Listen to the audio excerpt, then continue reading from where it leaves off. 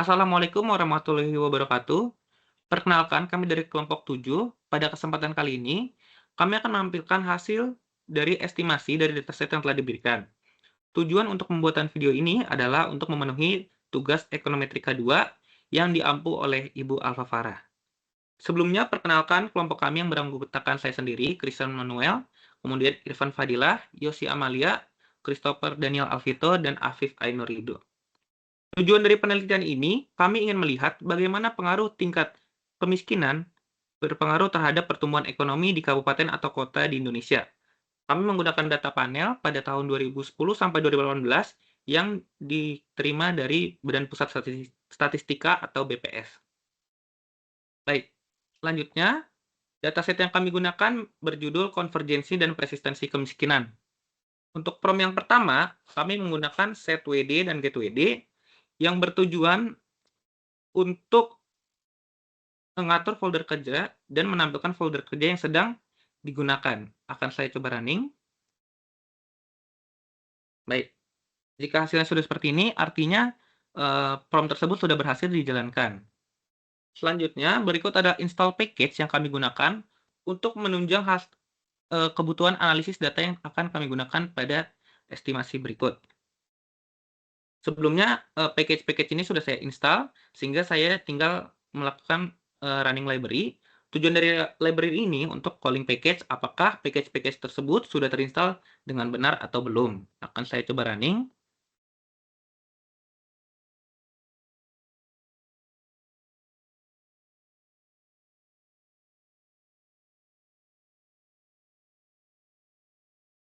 Baik, dari hasil estimasi running berikut, bahwa data-data tersebut telah berjalan, telah diinstal dengan baik dan dapat digunakan. Langkah selanjutnya, kita akan mengimpor data. Nah, untuk data tersebut kami beri nama POV1 dengan prompt read.csv dan dilanjutkan dengan judul dari file tersebut. Akan saya running. Jika data sudah masuk ke bagian data pada bagian environment, artinya prompt berikut sudah berjalan lancar dan data telah dimasukkan ke RStudio. Selanjutnya kami akan mengonversi ke data frame dan data table. Tujuannya untuk mengubah POV1 menjadi data table dan mengubah POV1 menjadi data tipe data frame. Akan saya running. Baik, data-data tersebut telah diubah menjadi data frame dan data table. Selanjutnya, kami akan membuat informasi mengenai data. Yang pertama ada prompt head POV1 untuk mengetahui gambaran awal mengenai data. Kemudian str POV1 untuk mengetahui tipe data dan struktur dari setiap variabel yang ada di dalam dataset. Dan yang terakhir adalah dim POV1 untuk mengetahui jumlah baris dan kolom pada dataset tersebut. Akan saya running. Berikut adalah hasil running dari ketiga prompt tersebut. Selanjutnya, kami akan membuat pengelompokan dari data panel tersebut dengan judul pdata, prompt-nya pdata.frame, POV1, index, c, district, year. Dan saya running, dan sudah masuk ke dalam bagian data. Untuk menampilkan hasil dari pdata atau panel data tersebut, kita harus merunning summary pdata. Baik, berikut adalah hasil summary dari tiap-tiap variabel pada data panel tersebut. Kemudian, kami memilih beberapa variabel yang digunakan, yaitu adalah GTPGR sebagai variabel independen, yaitu laju pertumbuhan ekonomi pada kabupaten atau kota I pada tahun R. Lalu, variabel POV sebagai variabel independen yang menunjukkan tingkat kemiskinan dalam satuan persen.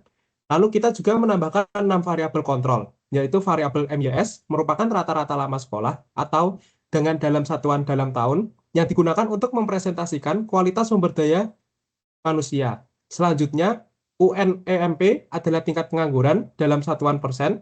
GDI menggambarkan indeks pembangunan gender atau Gender Development Index yang mengukur kesetaraan pembangunan antara laki-laki dan perempuan.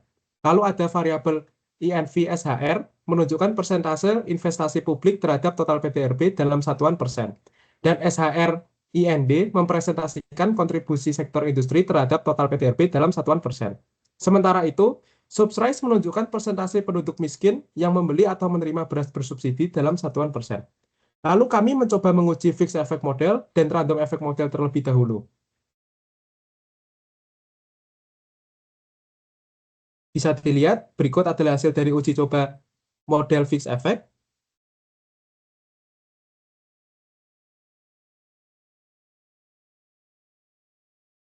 Lalu, ini adalah hasil dari uji coba random effect.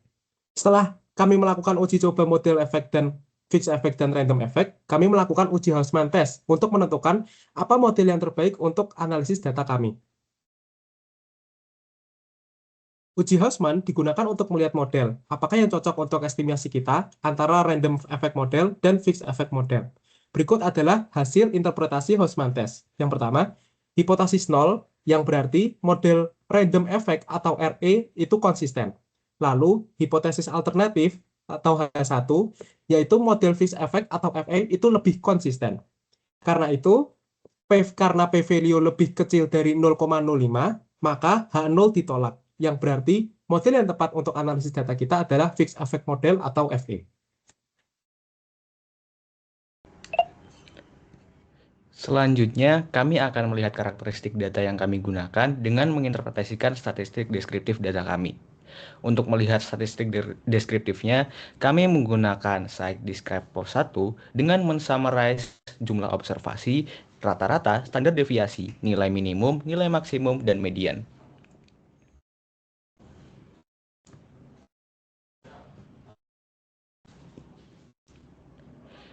Dari hasil statistik deskriptif, kami menemukan bahwa dalam data yang kami gunakan terdapat outlier, misalnya pada variabel independen utama kami, yaitu tingkat kemiskinan atau POV, yang memiliki rata-rata sebesar 14,23% dengan standar deviasi 8,705.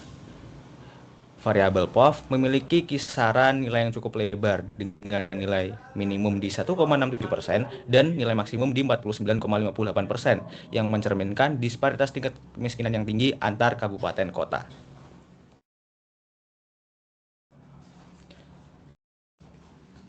Kemudian kami melakukan salah satu uji Gauss-Markov, yaitu uji multikoliniaritas dengan menggunakan Variance Inflation Factors atau VIF, yang dapat dirunning menggunakan VIF, LM, GDPGR, POV, plus MYS, plus ANEM, plus GDI, plus INVSHR, plus SHRIND, plus substress. Dan dari hasil uji VIF kami, yang hasilnya semuanya lebih kecil dari 10, mengindikasikan bahwa tidak ada masalah multikoliniaritas pada model kami. Kemudian kami ingin melihat persebaran data kami menggunakan scatter plot yang dapat dirunning menggunakan scatter smooth, X sama dengan POV 1, SPOV, Y sama dengan POV GDPGR. Hasil persebaran data kami yang digambarkan melalui scatter plot dapat dilihat pada gambar di samping.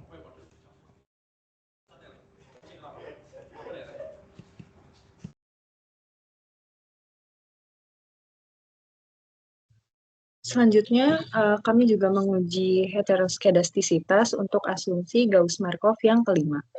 Kami menggunakan Bruce-Pagan test dan promnya berupa BP test FE Grow. Dapat dilihat hasilnya bahwa p-value yang terlihat nilainya 0,436 yang berarti lebih besar dari 0,05. Yang berarti model yang kami gunakan tidak ada indikasi heteroskedastisitas. Selanjutnya, kami juga menguji autokorelasi untuk asumsi Gauss-Markov yang keenam. Kami menggunakan prom PBG test atau Bruce-Godfrey. Lalu dapat dilihat bahwa p-value kurang dari 0,05 sehingga model yang kami gunakan terindikasi autokorelasi atau melanggar Gauss-Markov yang keenam.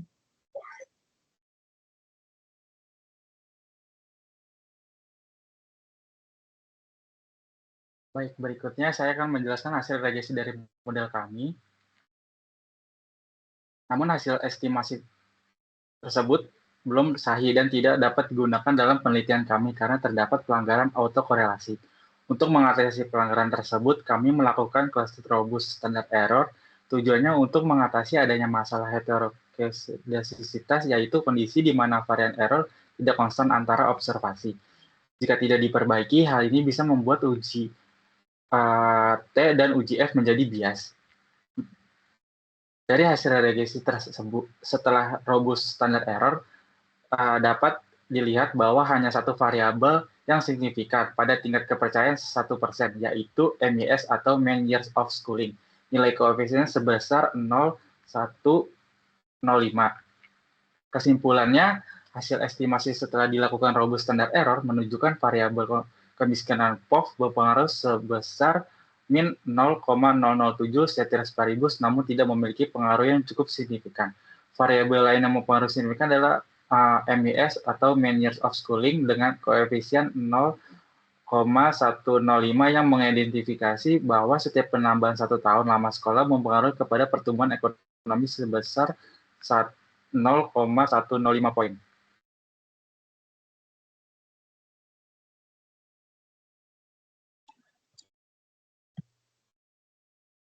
Baik, sekian presentasi yang bisa kami jelaskan. Mohon maaf apabila ada kekurangan ataupun kesalahan. Terima kasih.